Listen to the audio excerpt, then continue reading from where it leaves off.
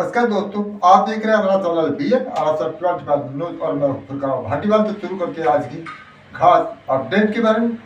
तो आज की खास चर्चा का विषय है वर्तमान में भारत के राष्ट्रीय समीकरण यानी अंदर और बाहर से किस तरह से भारत को विघटित करने के लिए यानी भारत को घटित करने के लिए प्रयास किया जा रहा है। तो आइए शुरुआत करते हैं आज की खास खबर के बारे में। और हम आपको बता रहे हैं कि आखिर ये जो पूरा चक्र है कहाँ से किस तरह से शुरू हुआ। तो शुरुआत करते हैं कि भारत और अमेरिका के जो वर्तमान के रिश्ते एक तरफ दिखावटी तौर पर एक दोस्ताना के रूप में नजर आ रहे हैं, लेकिन दूसरी तरफ अगर वर्तमान देखा जाए जिस परिस्थिति आ रही है यानी कि भारतीयों को डेबिट करके वहां से भारत अप्रवासी भारतीयों को भारत के अंदर यह भेजा जा रहा है, उसी मुद्दे को लेकर विपक्ष भी सवाल उठा रहा है। हालांकि विपक्ष के समय में भी इसी तरह भारतीयों की दुर्गति हुई है, यहाँ तक कि हमारे माननीय राष्ट्रपति महोदय प्रतिभा जी पाटिल और इससे पूर्व जॉर्ज फर्नांडिस जैसे महान नेताओं को तलाशी के नाम पर कपड़े भी उतार लिए गए उसी अमेरिका के अंदर। अब देखते हैं कि ये अमेरिका की रणनीति क्या है।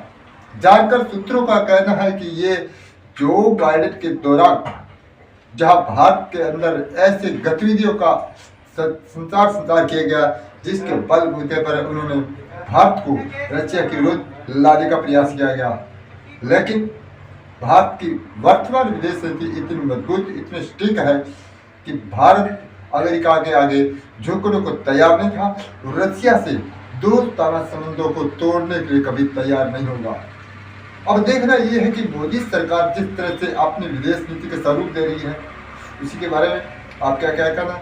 इसमें खास सवाल ये खड़ा होता है कि जब मोदी 2 दिवसीय दौरे में अमेरिका पहुंचे तो वहाँ इन्होंने ट्रंप और मोदी के द्वारा एक खास वार्ता हुई जिसके अंदर प्रेस के जरिए ट्रंप ने यह संदेश दिया कि अगर चीन के साथ जो सीमा विवाद चल रहा है उसी के लेकर हम आपके सहयोग करने के लिए तैयार हैं, लेकिन भारत के प्रधानमंत्री पीएम मोदी ने अपनी सतर्कता विदेश नीति के बलबूते पर ये साफ वहीं पर संकेत दे दिया हाथों हाथ कि हम द्विपक्षीय वार्ता है जो हमारे पड़ोसी देश हैं उनसे हम द्विपक्षीय वार्ता के तहत एक सुझाव लेंगे, आपकी इस मामले में जरूरत नहीं।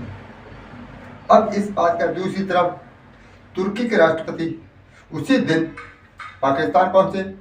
वहां उन्होंने नवाज शरीफ को ये कहा कि हम यूएन के अंदर कश्मीर मुद्दे को उठाएंगे। अब देखना है कि रशिया और चाइना इन दोनों वार्ताओं में क्या समीकरण बैठा रहे हैं, लेकिन आम नागरिक को यह कहना है कि जो दोगली नीति है अमेरिका की वो साफ नजर आ रही है। अगर भारत के पीएम ने यह साफ कहा कि किसी तरह के भारतीयों का अनादर करना बिल्कुल गलत है, मोदी सरकार इशारे में जो बाइडेन को ये संदेश दे चुके हैं कि जिस तरह आप हथकड़े लगाकर भारतीयों को या प्रवासी भारतीय यहाँ से बाहर डिबेट कर रहे हैं, डिबेट करना गलत नहीं है, उसके लिए हम पूरा आपके साथ सहयोग कर रहे हैं, लेकिन जो आपका रवैया है हथकड़ी अपनाने का यानी भारत के पास वीटो मिली है, वीटो पर एक ऐसा गहरा धब्बा लगाने की ट्रंप प्रशासन कोशिश कर रहा है, ये कदापि झूठ नहीं होगा, लेकिन दोगले रवैये के कारण वर्तमान भारत की विदेश नीति को कमजोर करने के लिए ही भारतीयों को हथकड़ियां लगाई गई। ये हर आदमी हर इंसान जानता है, हर देश से ये कोई छिपा हुआ नहीं है। अब देखना है कि अब यूनिट सरकार बांग्लादेश की वर्तमान कठपुतली सरकार है वो भी अमेरिका जाने वाली है, उस पर क्या स्टैंड रहेगा ट्रंप का।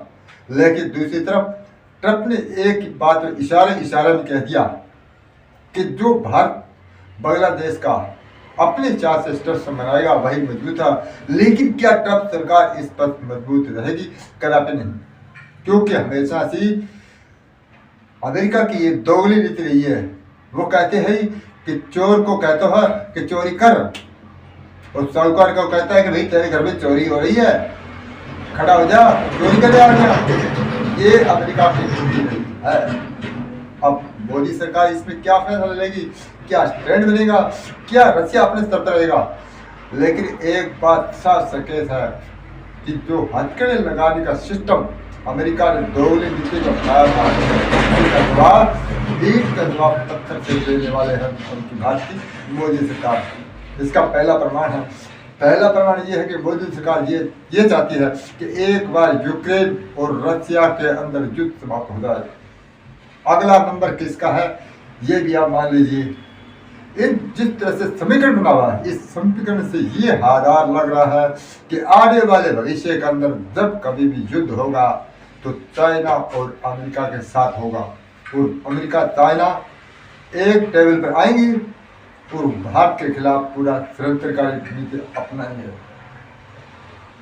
जो ये हमारे है पर्सनल विचार, आपको ये विचार आपको कैसे लगे इसके बारे में आप हमें बताएं कि वर्तमान परिस्थिति को कमजोर करने के लिए एक प्रोपेगेंडा है, अमेरिका के 3 प्रोपेगेंडा है। वर्तमान प्रोपेगेंडा भारत के अंदरूनी मामलों में दखल देना, दूसरा प्रोपेगेंडा तो उनके जो है विपक्ष में बैठे या सत्ता पक्ष के लोग हैं वो हमारे ईडी गठबंधन यानी विपक्ष में बैठी सत्ता को कंट्रोल में करने का प्रयास कर रहा है। लगभग ये मान लो कि वो विपक्षी दल भारतीय है, वो उसी अमेरिका के दूसरी कुटपुतली सरकार है, उसके ये कुटपुतली भारतीय विपक्षी नेता है भारत के, वो बन चुके हैं। इसका साफ संकेत है। तीसरी बात यह है, इसी दोनों का फूट डालकर चाइना अपना एजेंडा आगामी नई चाल तैयार कर रहा है।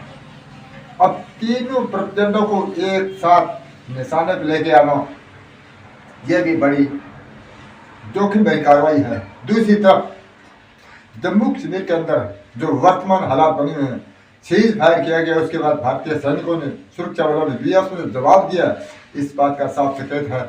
अब देखना है कि पीओ को अगर भारत निकालना चाहेगा मोदी सरकार पीओ को वापस लेना चाहेगी, लेकिन इस पीओ को वापस लेने के बीच में भी चाइना, अमेरिका और तुर्की का एक खास एजेंडा रहेगा। इनका ये रहेगा कि किसी तरह से यह मामला पीओ के जो कहते बना रहे और कभी भारत अग्रिम पंक्ति में विकास नहीं कर सके। लेकिन भारत की विकास दर बढ़ती देख अन्य देश भी अब खुलकर सामने आ रहे हैं। इसका सबसे प्रथम सहयोगी पुराना सहयोगी रशिया भारत के साथ है। अब ये मान लो अगर पीओ के निकलेगा तो ये मान लीजिए कि ये पीओ के निकलेगा मोदी और पुतिन की रणनीति के तहत।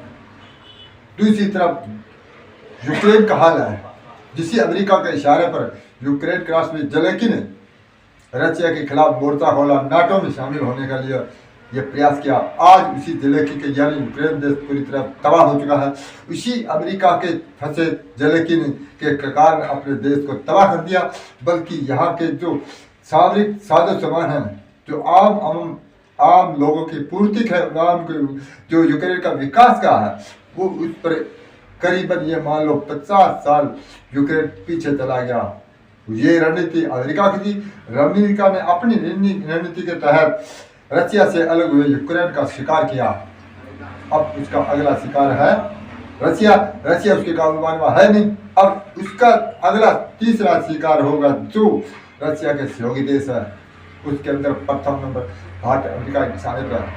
अब ये कभी नहीं भूलना कि रशिया का जो दोस्त होगा उसका अमेरिका कभी सगा नहीं होगा, और अमेरिका ने हमेशा ही अपने हित को साधने के लिए किया गया।